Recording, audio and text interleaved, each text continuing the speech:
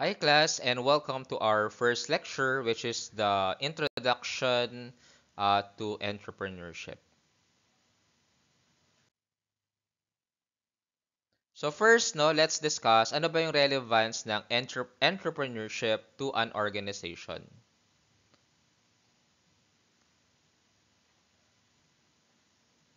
So dito class no, ang sabi is development of managerial capabilities. So this means that one of the benefits an entrepreneur gets is to develop his managerial skills. Kasi once you become an entrepreneur, syempre you're going to manage your own business. And since you need to manage your own business, nabubuo yung managerial skills mo, no? From doing planning, organizing, stopping, leading, and controlling, which are rather the five management functions.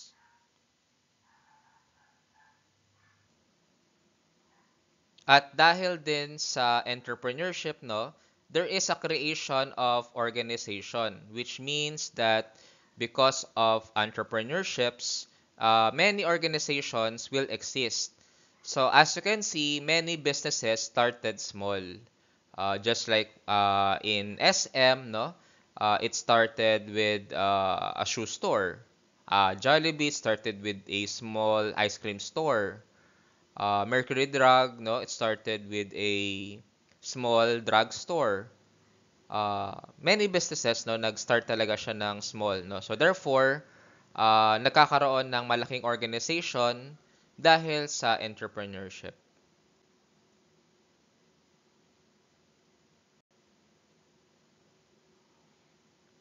One of the relevance ng entrepreneurship is improving standard of living.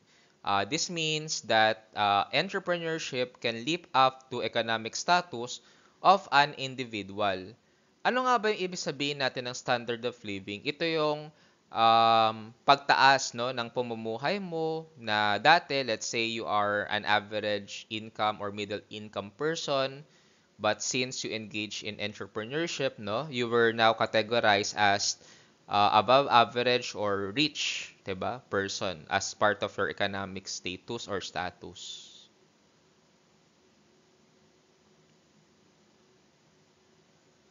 One relevance of entrepreneurship is actually the means of economic development. This means that not only the life of entrepreneur is improved, but also the society where the business is located.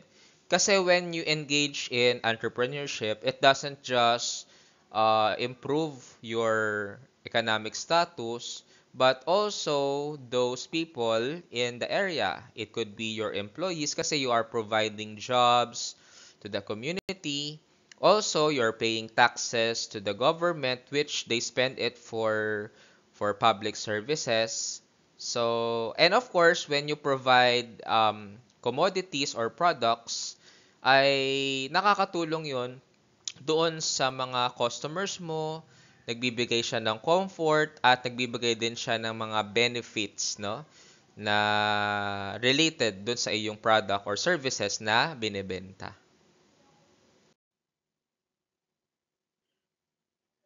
Now let's proceed with the concept of entrepreneurship. So, sabi dito, class, is the word entrepreneur was derived from the French verb which is entreprendre. Okay? Which means to undertake. Ano ba yung undertake? Diba you are trying to commit. Okay? You're trying to really no pursue something. Okay? And this is pinpointing to those who undertake dun sa risk of the enterprise. One of the main thing that you have to remember when you're engaging to entrepreneur is the risk of losing money. Okay? Hindi porket nagbe-business ka ay 100% kikita ka. There are many factors bakit ka malulugi which pag-aaralan natin dito sa subject na to. The enterprise is created by entrepreneur and the process is called an entrepreneurship. So, sabi nga dito, no, entrepreneurs are innovators, they are willing to take risks and generate new ideas to make it unique and profitable solutions to the present day problems. So, pag ikaw daw ay entrepreneur, ikaw daw ay innovator, at talagang ikaw ay risk taker. Okay? So, if you really want to be an entrepreneur, kailangan is meron kang ganong characteristic.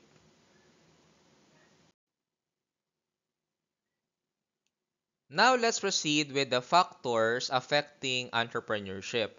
So, first is we have this what we call personality factors. So, first one is the word initiative, no?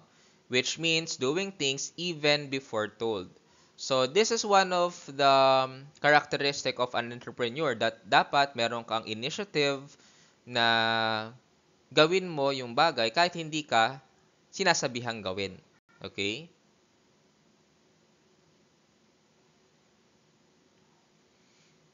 Another one is being proactive, which means he can classify opportunities and seize it. So, pag ikaw ay entrepreneur, no, hindi pa nangyayari or may nakikita ka na opportunity, ay talagang gumagawa ka na ng paraan how to maximize that opportunity. Kasi alam mo na merong needs and wants for that products or services, at nakita mo may opportunity ka na makapagbenta ng products or services na yon to your customers, pwedeng in an affordable price or in a fast way, no? Depende sa benefit na kaya mong i-offer. Then, yun, nagiging proactive ka na hindi mo nahihintay na maging uso yon, ikaw yung nagpapauso nung ganong products.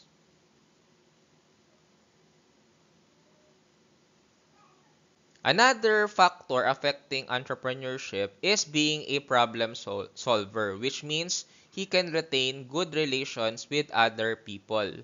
So, as a problem solver, actually, it has two perspectives. The problem solver, number one, is problem solver dun sa mga needs and wants ng customers, or if there are some concerns related to our target market, kaya nating bigyan ng solusyon. So, that is the external perspective. On the internal perspective, syempre, yung how you manage your business, how you minimize your cost, how you ensure that the process is efficient.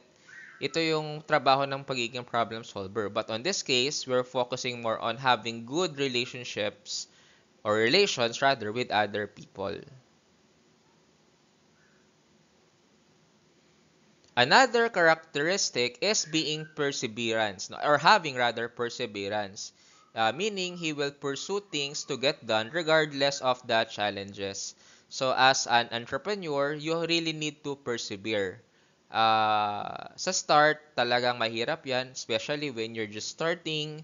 Marami ka pang hindi alam, marami pang mga bagay na matututunan mo along the way.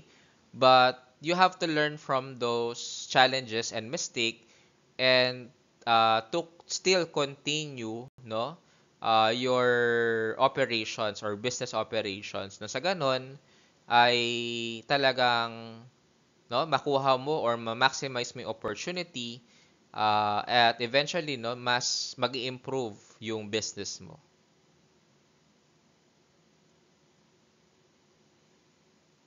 Ito class, no, napaka-importante nito, which is the persuasion, or the keyword is persuade. Means that he can entice people to buy even if they don't. Yung kakayahan mo na magkumbinse ng tao na bumili kahit hindi nila gusto, no? So, kaya mo ipa-realize na kailangan nila at kailangan nilang mabili or kailangan nilang magamit yung product na ino-offer mo.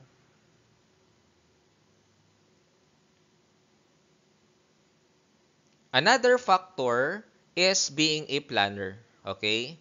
Kasi when you are an entrepreneur, you really need to make plans. Hindi yan pwedeng, ito na yung gusto ko, ito na, bahala na, 'di ba? You have to create plans, and you have to ensure that you're going to monitor that plans, no, if you are really following the plans that you made. Kasi kung hindi siya napapalo, possible it will lead to higher costs, or it will lead to possible um, concerns on your business, no, or products. Kaya kailangan kung may plano ka, no, you have to monitor if the plan is implemented.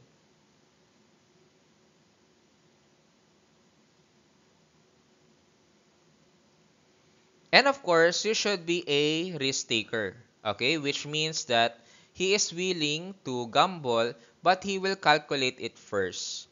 Okay, there's a difference between gambling and risk taking. Okay, gambling is a total different thing kasi talagang sobrang taas nung risk na yon, na pag natalo ka, hindi mo na pwedeng bawiin. Unlike kasi in the business, pag medyo na-loss ka, you can catch up on the next month, on the next week, 'di ba? Kasi nga you are just going to find means to minimize your losses. And once the losses occur, kung may mga natalo sa'yo or nalugi, kumbaga may paraan ka rin how to regain that, no? Or how to redeem that.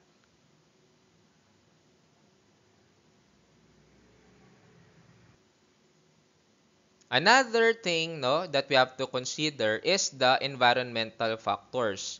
Ito yung sa external ng ating business, no? It could be related to political, to the climate, no, na meron tayo, even sa legal system, no, economic and social conditions and market situation. So for instance, no, let's say in the political, no, you have to consider kung supportive ba yung government dun sa mga small businesses, if they provide some sort of assistance for small businesses, mga ganon. So, yun, no, may mga ganong programa yung mga politicians natin. And also the climate, no, the season, kung malamig ba dito sa lugar na to, or mainit, or composed of different seasons. Of course, the legal system, you have to get permits, 'di ba? Economic and social conditions, ito yung ano ba, kamusta naman yung buhay dito sa area na to, no? Ano yung socio-economic status ng mga target market mo within the area?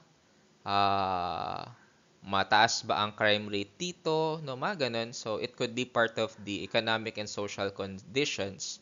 And also we have the market situation, like mataas ba yung competition dito, marami ba nagbe-business, mga ganun. So you have to consider those things.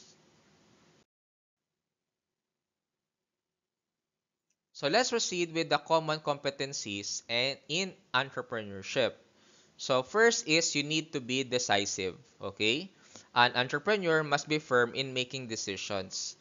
So normally, when you're an entrepreneur, you have to really make decisions or quick decisions.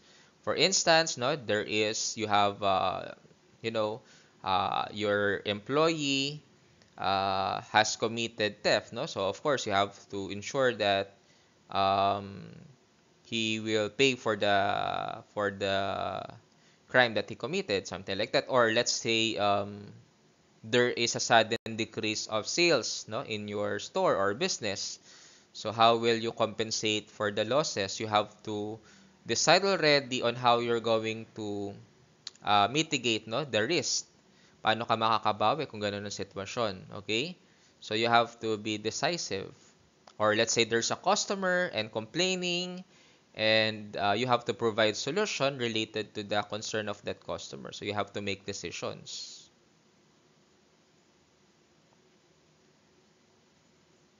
So another competencies is being a communicator. So an entrepreneur must have a convincing power.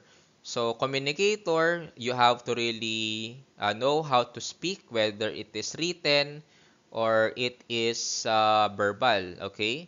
Like for instance, when kunyari ikaw ay nasa Boracay and let's say you're offering services, no? Dun sa mga hotel, so you have to have good communication skills, written and verbally, to convince yung mga hotels na yon to get your services. Let's say you're an aircon specialist, you repair or maintain aircon. So, kayo yung magiging service provider ng hotel na yun. So, that's an example. Also, another common competencies is being a leader. So, sabi nga dito, an entrepreneur, naging redundant to, must have the charisma to be obeyed by his employees. So, when we talk about the word charisma, it has something to do with your influence, no, or appeal that you really have this characteristic that you are respectful, that you really have the power, and you really have the capability to lead, no, your people. So that is one of the example of having charisma as a leader. Another thing, no, or one of the common competencies is being an opportunity seeker, no? So an entrepreneur must have the ability to be the first to see business chances.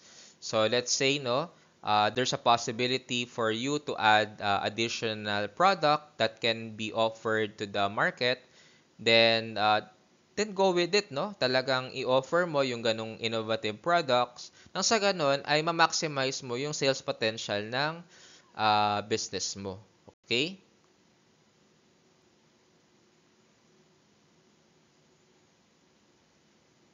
So just like kanina, no, you have to be proactive, no? It's all about controlling a situation by making things to happen or by preparing for possible future problems. Kasi no, sometimes you are being reactive. It's the antonym of proactive. Kasi pag reactive, pag nandyan na yung problema, dun ka palang mag-iisip ng solusyon. Pero when you're proactive, you are trying to create certain programs or projects that will prevent the problem. And if the problem occurs, kung nangyari man yung problema na yun, ay meron ka ng nakahandang solution for that. And kagaya kanina, you have to also be a risk taker, no? You have the courage to pursue what is their business ideas. Ibig sabihin nun talagang you're willing, no, to take the risk, no, for a certain business idea to be implemented. It could be a product, no? It could be a service, no? Depende sa ideas natin.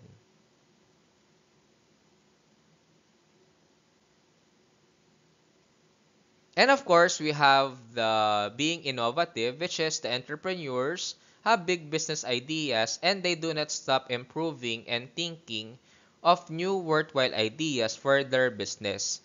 Always remember, class, na ang innovation never stops. Okay?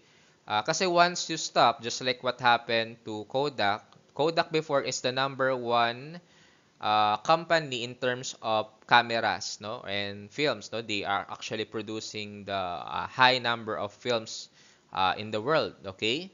But because of innovation of digital cameras and of course the innovation of cell phones, they were out of the market. Actually, one of their employees suggested that they should innovate, no, into digital cameras. But that idea was not accepted by the management kasi sabi niya, sabi ng mga big boss doon, bakit pa tayo mag-innovate? Ang laki-laki na ng sales natin dito sa films, 'di ba? At number one naman tayo. So that idea was actually sold, no, by Samsung, which they created the digital camera, which no, which is really a big boom to the Samsung, which they won the competition over Kodak. So ayun, again, innovation is really kailangan, no, sa mga businesses. So now let's proceed with the impact of entrepreneurship. So first is in terms of economic and dynamic activity. So, sabi nga dito, entrepreneurship is an economic activity because it involves creation and operation of an enterprise with a view to creating value or wealth by ensuring optimum utilization of limited resources. Kasi, 'Di ba? Let's say you establish your business, no? Aside from job creation and paying of taxes, syempre gagamit ka ng raw materials dyan, okay? So, yung mga nagpo-produce ng raw materials, magkakaroon sila ng customers, of course. So, yun nga, kumbaga, mas lumalawak yung market dun sa paggamit ng raw materials na yun, which will lead to, syempre, higher sales for them and will lead to possible expansion of their business, yung pinagkukuha natin, yung mga suppliers, 'di ba? So, kumbaga, example lang 'yon. Ganun din no, sa mga bangko, let's say, yun nga, no, okay yung business mo, tapos you want to expand, but you don't have enough capital. So, ang gagawin mo, you're going to go to a financial institution like the bank, uutang ka, tapos, syempre, habang nagbabayad ka ng utang, no, may mga meron yung interest, no, which is another economic activity kasi lumalago yung bangko, no. So, ano yan, kumbaga nadadamay, no, yung other organization or institution because nagtatayo ka ng business. So, ito, no, walang kamatayang innovative na, yun nga, no, entrepreneurs constantly look for new ideas thus he needs to be creative. Na talagang paulit-ulit na nating sinabi to na yung pagkakaroon ng innovation, importante talaga sa business, no? Na kailangan is mag-innovate ka. Naalala ko nga class before, ang mga toothpaste, no, wala yan sa toothpaste tube, no? Nasa aluminum, ano yan eh, basta yung parang made of aluminum. But since it contains what you call that, the aluminum for the aluminum materials is higher is has a higher cost compared to the toothpaste tube, so mas napapamahal yung product. Syempre pag mahal yung product, syempre naapektuhan yung cost of living nung mga customers, 'di ba? So ayun, no, what toothpaste company, no, what toothpaste companies did is to, innovate nga yung mga toothpaste tube na para mas mura at mas maging mura yung product. Okay? And of course, no, another one is the profit potential kasi meaning the entrepreneur can be compensated by his profit coming from the operation.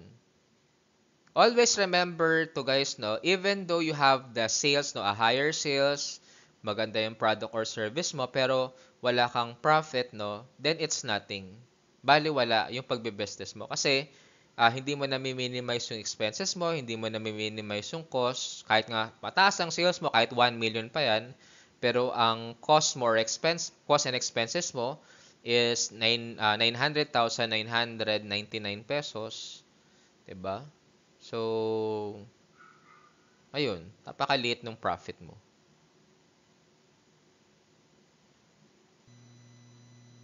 And of course, no, yung sa risk bearing, meaning the entrepreneur needs to gamble but wise enough to offset the risk.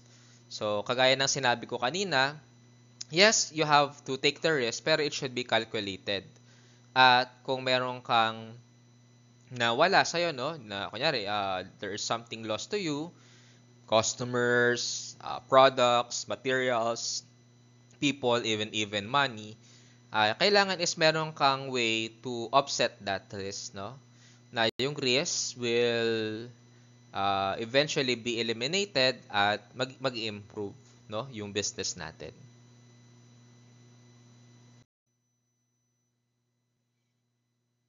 Now let's proceed with the types of entrepreneurs.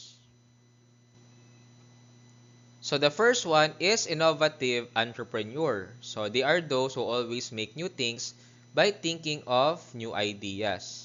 So ito yung mga entrepreneur na talagang nag-innovate ng products or kung mayroon ng mga existing product, no, ini-improve pa nila. So that is innovative. The second one is imitating entrepreneurs. No? They are those who don't create new things but only follow the ideas of other entrepreneurs. Kagaya nung milk tea, diba? Nung nauso yon, maraming gumayang nag-milk tea. Okay? So that is imitating entrepreneurs. The next one is Pavian entrepreneur. They are those skeptical, they don't initiate but follow only after they are satisfied. So, ito yung mga entrepreneur na ano sila eh, pag sinabing skeptical, doubtful sila. Okay? Hindi sila yung parang basta-basta nag-innovate or nagbabago nung kanilang mga product or services or strategies. Parang ganon. Parang doubtful sila na, ay, um, gusto ko, ito na yung nakagawian ko, so, ito na yun, no? Except na lang, kung may nakita silang parang justifiable reason to change that. The next one is the drone entrepreneur. So they are those who lives on the labor of others. They are diehard conservatives and even ready to suffer the loss of business. Itong drone entrepreneur, ito talaga yung parang gusto nila traditional. Okay, talagang they don't want innovativeness, no? They don't want to change. Totally talagang gusto nila yung traditional way of doing the business. Okay? Kasi for example, sa China, no, may mga entrepreneur doon na yung traditional way of cooking noodles, yun pa rin yung ginagawa nila, no? Meron namang modern way, no, with the use of equipment, para sila traditional pa rin. And also, we have the social entrepreneurs. Okay, they are those who initiate changes in various fields like education, health, human rights, environment, and enterprise development. So, akala natin, nagbebenta ka lang ng product, yun ay entrepreneur. Actually, even ideas or services are considered entrepreneur. Let's say education, no? You are giving consultancy services to those who need it. Okay? Like sa mga research, no? May mga consultation dyan, feasibility studies. Kunyari sa feasibility studies ng mga student ko, no? They need accountant, no? Or they need architect. So, they are hiring or getting the services of those experts. Ganun din sa health, no? And other factors.